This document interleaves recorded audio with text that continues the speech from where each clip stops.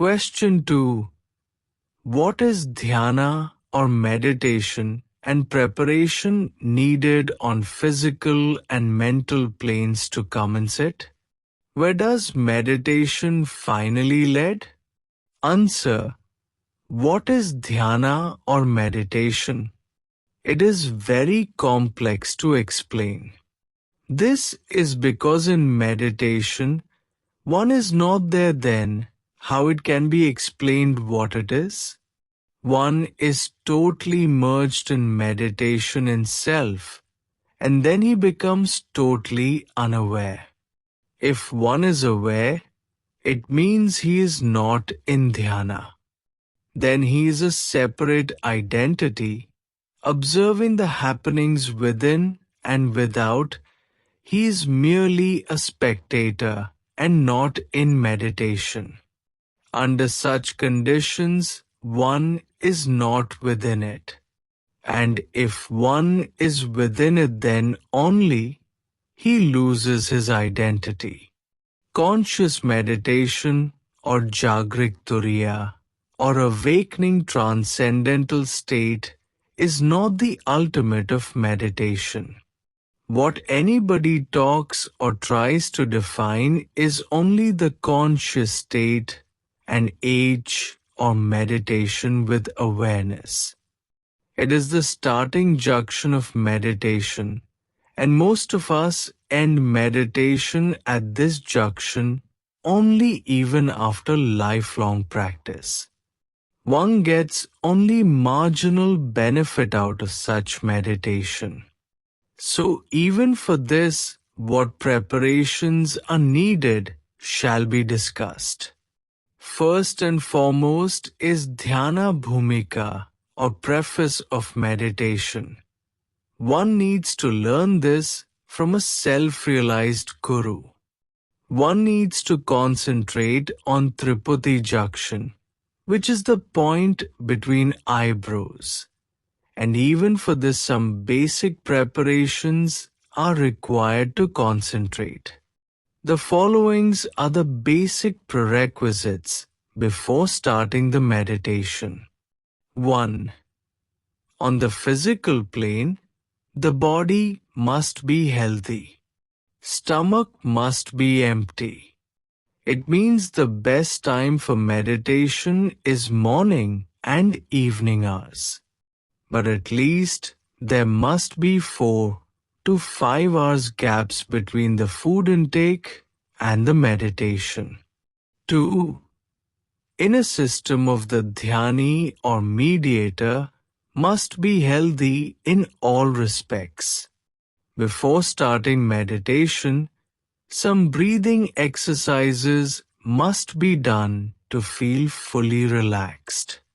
These can be forceful breathing exercises, basically using Shunyaka technique, Kriya yoga, and so on, so that Udana Prana is well generated in the system.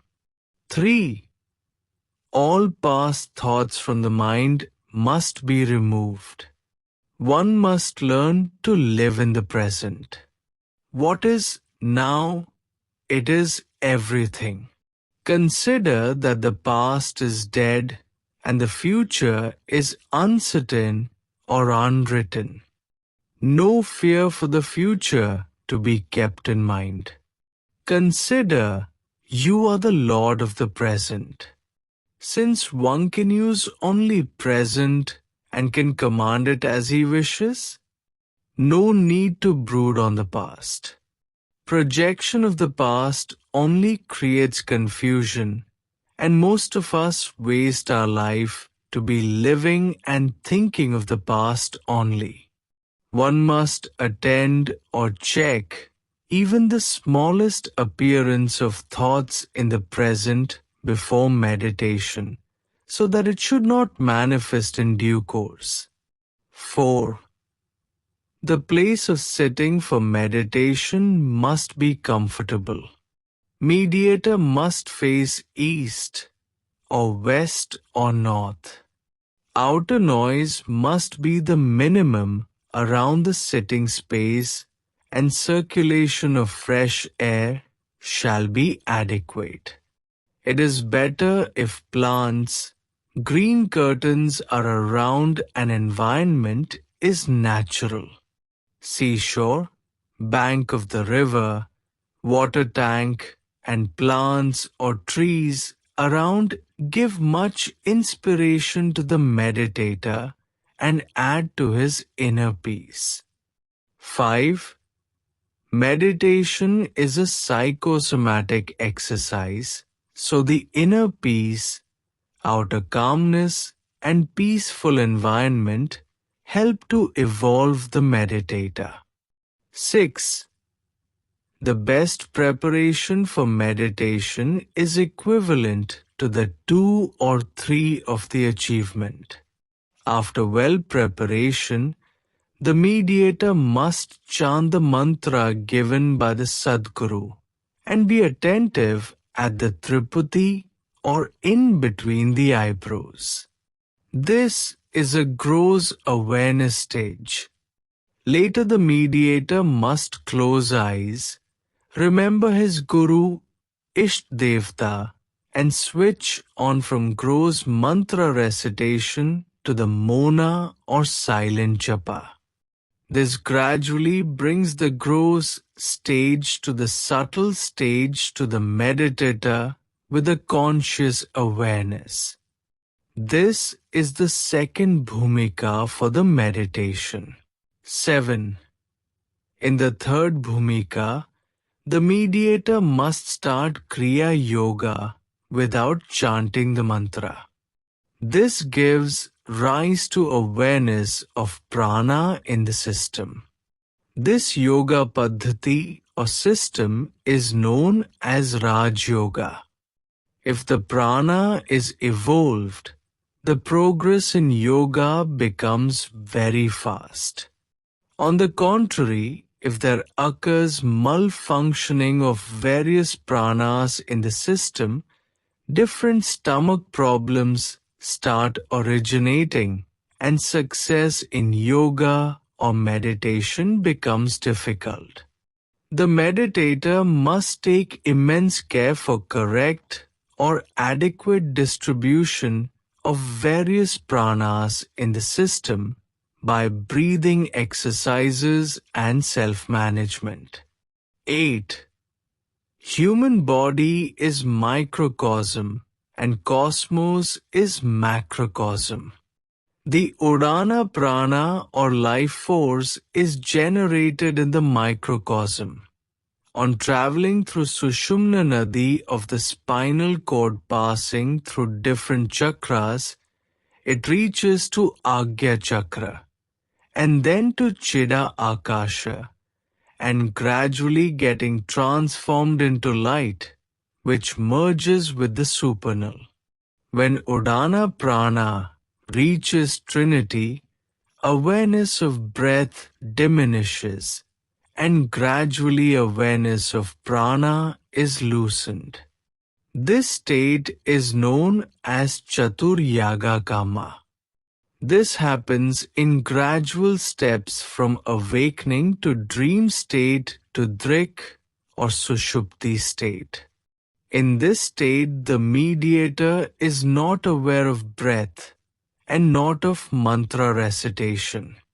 It is half conscious mixed Bhumika state. Also, Jiva is released from the soul gradually. If Jivatma ascends to this level along with or in place of pure soul, it is half or semi-mergence state just above the Tirupti. Half of the awakening consciousness is lost at this level. Further to this Nishkarya Bhumika state is reached when Jiva or living beings conscious awareness merges into soul completely. No more mind's existence is left here. It is the functionless state. Life force or prana merges with soul, and meditator starts getting cosmic consciousness and his third eye is gradually opened after years of such practice by the grace of Almighty. 9. Meditator is still conscious. His conscious is not yet released. This happens at the Ajna Chakra. This is the Chidakash Chatnaya state. After this stage, transformation of light occurs from Udana Prana. With the appearance of light and its ascendance to Chidakasha, there is no more time, space consciousness. It is the state of universal oneness. Meditator starts considering all human beings are alike, and he inherently develops a state of universal brotherhood on its own.